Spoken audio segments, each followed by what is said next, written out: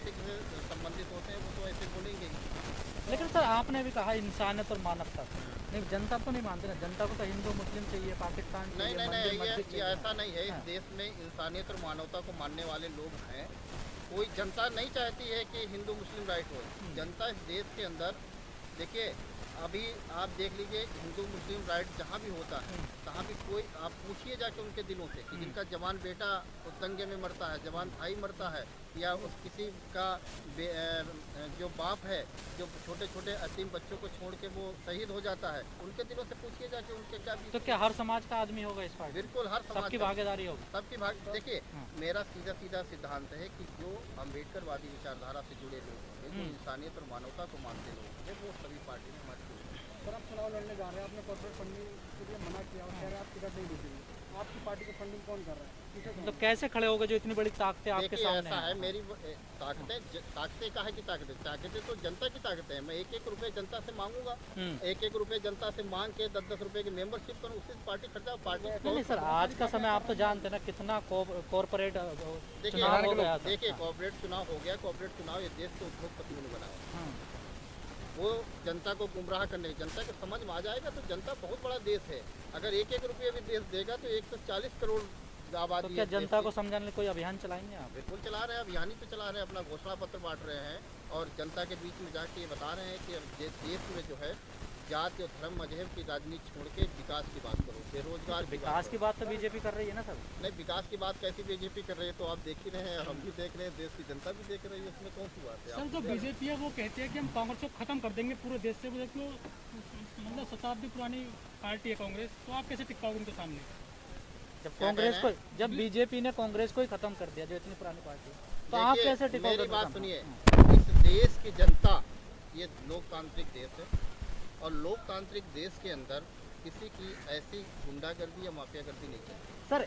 एक मिनट, जनता चाहेगी तो एक दिन में राजा बना देगी, जनता चाहेगी एक दिन में रंग बना देगी। जनता की जिस दिन समझ में आ गया तो कौन किसको खत्म करता है, जनता खुद ही खत्म कर देगी। जनता तो इस समय इतनी डरी हुई है, जनता तो इतनी डरी हुई है कि वो अपनी आवाज निकाल के राजी नहीं है, राजी नहीं है, उसको इतना डरा रखा है।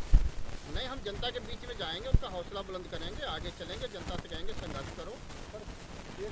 आपने ईवीएम पर क्या स्टैंड है आपका? देखिए मेरी बात सुनिए, ईवीएम मेरी पार्टी का उद्देश्य है, मेरी पार्टी मांग करती है कि देश के अंदर बैलेट बॉक्स से चुनाव कराया जाए, बैलेट पेपर से चुनाव कराया जाए। आप देख लीजिए अमेरिका जैसा शक्तिशाली देश, उसने ईवीएम पे विश्वास नहीं किया, उसने बैलेट बॉक्स से चुनाव कराया वहाँ पे। तो मैं तो मांग करता हूँ कि देश में भारत और अमेरिका के कंपैरिजन नहीं किया जा सकता। नहीं, कंपैरिजन इसलिए क्यों नहीं किया जा सकता? जब आप देश के, हमारे माननीय प्रधानमंत्री जी बाहर से इस देश को डिजिटल इंडिया बनाना चाहते हैं, बाहर से विदेशों की नीति लाना चाहते हैं, तो ये क्यों नहीं लाना चाहते हैं कि देश में बैलेट बॉक्स से चुनाव हो?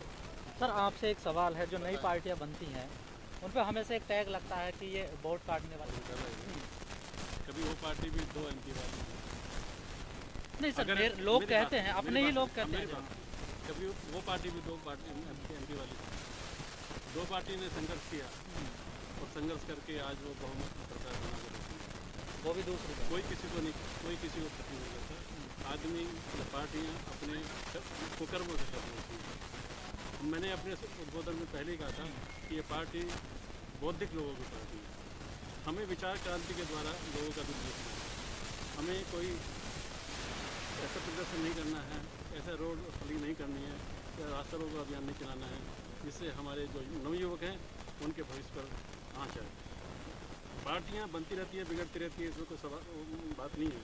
नई पार्टी का उदय तब होता है जब जनता त्रस्त हो जाती है एग्जिस्टिंग पार्टियों से। एग्जिस्टिंग ऑर्डर को चेंज करने के लिए ही नई पार्टियों का उदय होता है और हम नई जीत लेकर आएंगे, नई सोच पैदा करेंगे अपने नवयुवकों में, अपने बुजुर्गों में और अपने सभी साथियों में, और उसको लेकर के आगे बढ़ेंगे। नहीं सर, जिस तरीके से बीजेपी है उसके पीछे आरएसएस खड़ा है और इसको संगठन है बहुत ज़्यादा मजबूत है, जो दोबारा नरेंद्र मोदी की सरकार आई है, ये ऐसी स्थिति में जब कांग्रेस नहीं लड़ पा रही है, आप लोगों के पास क्या नई नीति है, क्या रणनीति है? संगठन में नाम की कोई विशेषता नहीं होती। RSS हो, चाहे कांग्रेस सेवा दल हो, चाहे किसी तरह का आप हो, उसमें जो इम्पोर्टेंस होती है जनता की होती है, जनता की भागीदारी की होती है। जनता उसको कितना साथ देती है, कितना कोऑपरेट करती है। अगर हम अपने समाज को जो त्रस्त है इन नीतियों से उसको एक करने में हम सफल हुए, तो उनके कोऑपरेशन के द्वारा, उनकी सहकारिता के द्वारा हम अपने मूवमेंट को आगे बढ़ा के ले जाएं।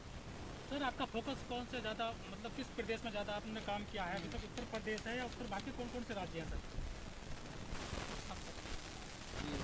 उत्तर प्रदेश को फोकस करेंगे या फिर किस राज्य को आप फोकस कर रहे हैं देखिए अभी जहाँ जिन जिन राज्यों में अभी नज़दीक चुनाव है मैं वहाँ फोकस कर रहा हूँ। मैं असम के दौरे पे गया था।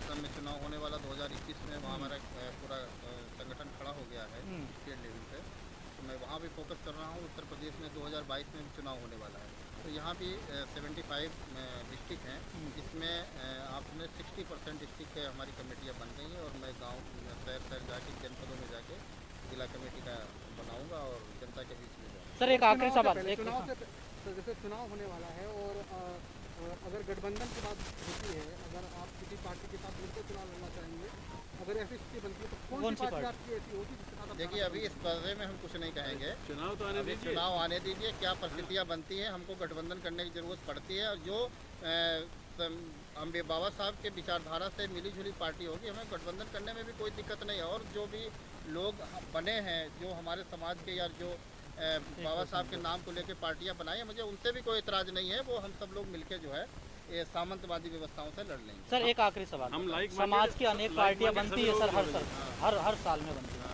लेकिन उनका पतन भी बहुत तेजी से हो जाता है। जितनी तेजी से पार्टी बनती है, पतन भी उतनी तेजी से होता है। देखिए उन पार्टियों का पतन इसलिए होता है कि उनके पास कोई ऐसा विज़न नहीं होता है, कोई ऐसे घोषणा पत्र मजबूत नहीं होता, इसलिए उनका जो है, हमारा जो है सामाजिक काम, मैं राजनीति करने आया हूँ सामाजिक को बदलने के लिए, तो हमारा ये सामाजिक काम चलता रहेगा। मुझे बहुत जल्दी शासन सत्ता हासिल करने की नहीं है, मैं धीरे धीरे करके अपने समाज में जाऊँ। समाज तो फिर संगठन बना सकते, पार्टी क्यों? संगठन के पार्टी बनाइए, राजनीति करने के लिए पार्टी बनाई। नहीं, आपने कहा सत्ता में नहीं जाना। नहीं, सत्ता में तो जाने के लिए पार्टी बनाई है, लेकिन आप कह रहे हो कि ना बहुत जल्दी पतन हो जाता है। बहुत जल्दी पतन इसलिए हो जाता है कि वो गलत हाथों में पार्टियां खेलने लगती हैं। जिन व्यवस्थाओं का हम विरोध करके पार्टियां बनाते हैं, उन व्यवस्थाओं से मिलकर अगर हम सरकार बनाएंगे तो फिर स्वाभाविक रूप से हम